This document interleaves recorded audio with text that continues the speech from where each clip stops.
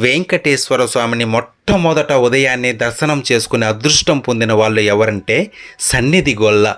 వీళ్ళు యాదవ కులానికి చెందిన వాళ్ళు. వీళ్ళకే మొట్టమొదటి స్వామి దర్శనాన్ని ఇస్తాడు. తర్వాత ఆఖరిగా కూడా ఆలయాన్ని మూసివేసేటప్పుడు కూడా వీళ్ళు దర్శనం చేసుకొని ఆలయానికి తలుపులు వేసేస్తారన్నమాట. దీని వెనుక ఒక చరిత్ర ఉంది. వెంకటేశ్వర స్వామి లక్ష్మీదేవిని వెతుక్కుంటూ భూలోకానికి వచ్చి ఒక పుట్టలో తపస్సు చేసుకుంటూ ఉంటే ఆవు వచ్చి పుట్టలోంచి పాలు వదిలి వెంకటేశ్వర స్వామి ఆకలి తీరుస్తుంది కదా. ఆ ఆవుల మేపే గొల్లవానికే స్వామివారు మొదటి దర్శనం ఇస్తారు.